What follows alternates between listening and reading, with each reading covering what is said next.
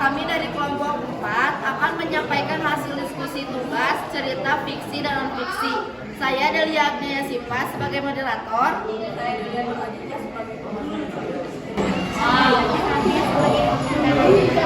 Saya Dimacetan Selendra sebagai pembicara 4. Saya Alfi Arabi biasa sebagai pembicara 5. Saya Pilar Silafrida sebagai pembicara 1.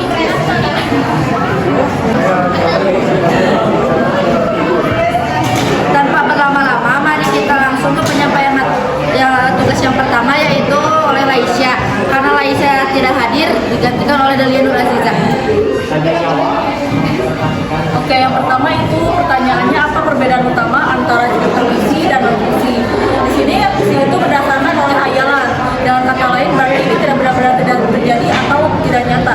Kemudian kalau non-fiksi ini berdasarkan fakta. Dengan kata lain ini terjadi dan nyata.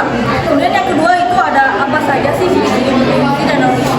Kalau untuk fiksi itu biasanya berdasarkan hayalan, kemudian menggunakan kata konotatif atau majas. Kenyataannya itu biasanya relatif dan bahasanya itu biasanya tidak baku. Kemudian ciri-ciri non-fiksi itu biasanya bahasanya baku, relatif, kemudian biasanya menggunakan kata-kata ilmiah berdasarkan fakta dan juga menjadikan informasi atau juga pengetahuan. Sekian, mudah-mudahan dapat dipahami. Terima kasih untuk Dalia Nur Azizah. Kita lanjut ke penyampaian tugas yang ketiga, yaitu oleh Pepi. Di sini saya akan menyampaikan jawaban dari pertanyaan tuliskan 10 contoh cerita non-fiksi dan pengarangnya. Yang pertama, Tan Marfu, biografi tahun 1897 sampai 1949 oleh Taufik Adi Susilo. Rudi, kisah masa muda yang visioner oleh Aina Isnur. Yang ketiga ada Ketika Mojad Kecil memainkan jemarinya oleh Intin Arifin. Yang keempat Muhammad Hatta oleh Salman Al-Farisi. Yang kelima Cut Yadin Perang Aceh oleh Syekh Muhammad. Yang keenam Sampren riwayat singkat manusia oleh Yuta Inoa. Yang ketujuh Putra Karaton pahlawan bangsa Ki Hajar oleh Saiful. Yang kedelapan Buya Hamka oleh Dodi Purnama. Yang kesembilan Soekarno oleh Taufik Adi Susilo. Dan yang terakhir I Want to Be But I Want to Eat Big Book oleh Zaid Sihen. Selanjutnya penyampaian tugas yang keempat oleh Dimas. Selanjutnya, tulislah 10 cerita buku fiksi dan pengarangnya. Yang pertama ada buku Bolang oleh Terelie, yang kedua ada buku Harry Potter oleh J.K. Rowling, yang ketiga ada buku Dracula oleh Bram Stoker, yang keempat ada Laskar Pelangi oleh Andrea Hirata, yang kelima ada Pangareksa oleh Latifah, yang keenam ada Bumi Manusia oleh Pramudia Anantatur, yang ketujuh ada Ayat-ayat Cinta oleh Habibur Rahman El Siraji, yang kedelapan ada Dilan 1990 oleh Pidi Baik, yang kesembilan ada Cantik Itu Luka oleh Alkiat Kurniawan, dan yang terakhir ada Detektif Sherlock Holmes oleh Sir Arthur Conan. Sekian, semoga dapat dipahami. Selanjutnya penyampaian tugas yang kelima, yaitu oleh Dalia Nur Azizah. Karena ada beberapa teman kita yang tidak hadir, jadi digantikan lagi oleh Dalia Nur Azizah. Oke, yang kelima itu adalah tuliskan contoh 10 kata konotasi. Yang di sini itu ada darah biru atau bangsawan. Karena di sini kita menggunakan kisah novel I Am Siren, yang dimana artinya itu saya menjinakkan sebuah pikiran. Kemudian yang kedua itu ada besar kepala atau artinya itu sombong. Kemudian yang ketiga itu ada besar mulut atau banyak omong. Kemudian ada tangan kanan atau yang dipercaya, karena di sini ceritanya itu ada Sigurd Pelik yang dia memiliki tangan kanan untuk dijadikan seorang yang akan membantu dia di dalam peperangan nanti. Kemudian di sini ada kamar pecah atau berantakan, karena biasanya kamar Valeri ini berantakan. Kemudian di sini juga rendah diri atau tidak sombong. Ada juga di sini ada anak emas atau anak kesayangan, karena biasanya di sini itu Valeri merupakan putri kerajaan yang dia ini memang merupakan anak emas kerajaan. Nah di sini juga ada keras kepala atau susah dinasehati.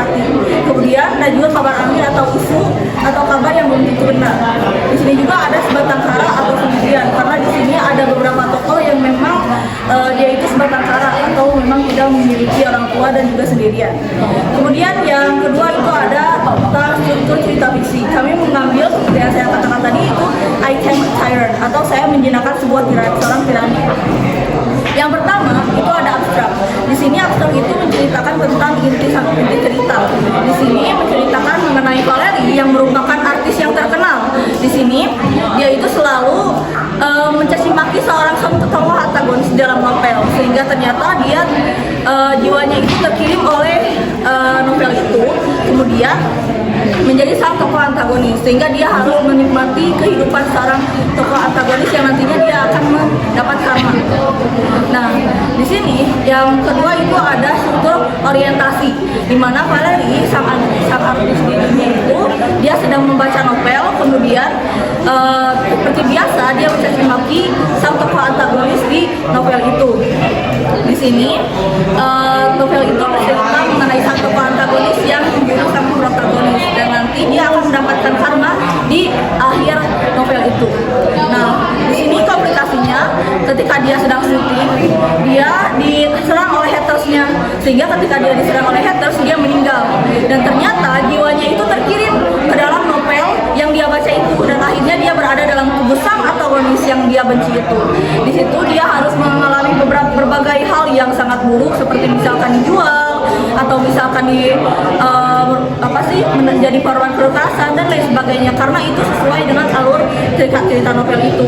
Nah, disinilah dia memutar otak, bagaimana sih saya bisa mendapatkan solusi agar tidak membuat ending ini menjadi tragis bagi saya seperti dalam novel, karena dia bertekad untuk mengubah ending aslinya.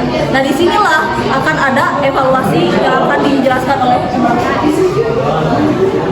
Kemudian ada evaluasi yang dimana di sini Valerie memutuskan untuk menikah dengan Duk yang memiliki kemampuan bertarung tinggi. Namun hal itu bukanlah hal yang mudah karena Duk sendiri belum menaruh perhatian terhadap Valerie, sehingga Valerie harus membuat si Duk ini peduli terhadap apalagi sang tokoh utama dalam novel asli mencoba untuk. Kemudian yang kelima ada resolusi, yang dimana akhirnya Valerie berhasil menarik perhatian, yang kemudian Valerie berhasil diamankan dan kini ada dalam perlindungan kediaman. Kemudian orang yang berusaha membunuh Valerie kini dihukum mati. Adapun kini dihukum mati atas tuduhan percobaan pembunuhan.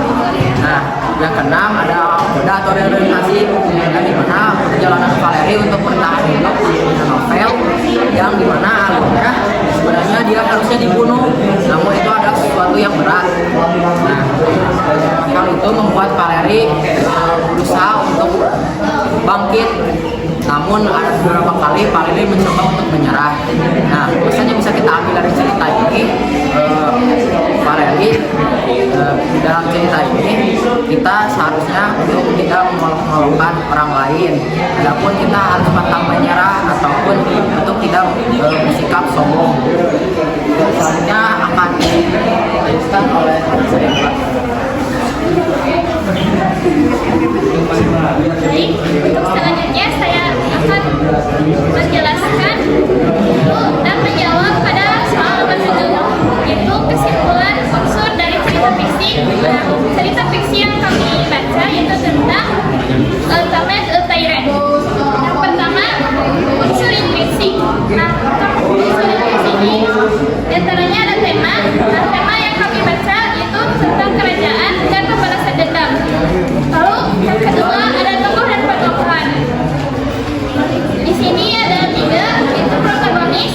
Nah, protagonis ini itu tokoh utama, namun tidak hanya satu orang, namun bisa beberapa orang. Di antaranya ada Valerie, itu bersifat baik, bisa memanfaatkan keadaan dan tak pernah menyerang. Lalu yang kedua ada Felix atau dipanggil Dam. Nah, di sini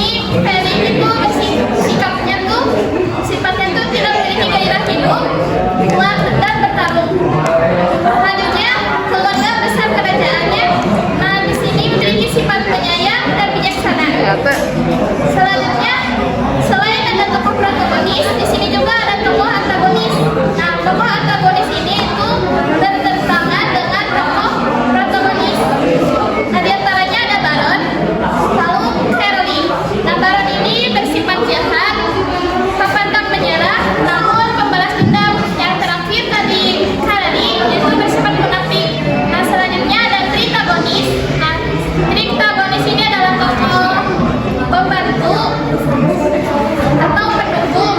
Nah, di antaranya ada dalam pelayan dan kakak padani. Selanjutnya, pada unsur intrinsik ini ada alur atau plot. Alur atau plot pada cerita yang kami baca yaitu maju mundur atau campuran. Selanjutnya latar. Latarnya itu di antaranya ada latar waktu. Di sini yaitu pada tahun 1876. Lalu latar tempatnya di sini beberapa ada banyak. Itu ada di kerajaan, di kediaman Daci, aula kerajaan, dan kutub utara serta hutan. Lanjut latar suasananya itu ada ceria, ada sedih dan semangat. Selanjutnya dari sudut pandangnya yaitu orang ketiga serba tahu. Selanjutnya yang terakhir ada amanat. Nah, amanat di sini itu tidak sombong, tidak mencaci maki, dan tidak menyerah. Oke, segitu saja dari unsur intrinsik yang bisa saya jelaskan. Semoga dapat dipahami. Terima kasih. Selanjutnya penyampaian tugas akhir unsur ekstrinsik akan dilanjutkan oleh Alina. Ekstrinsik yang pertama ada nilai sosial, yaitu harus lebih peduli kepada orang lain dan tidak sembarangan mencaci maki. Yang kedua ada nilai budaya, yaitu terdapat adegan budaya Eropa dengan cerita pernikahan ala Eropa. Yang ketiga ada nilai politik, terdapat perebutan kekuasaan dan strategi politik untuk membunuh. Demikian penjelasan dari kami mengenai cerita fiksi dan non fiksi. Mohon maaf apabila ada kekurangan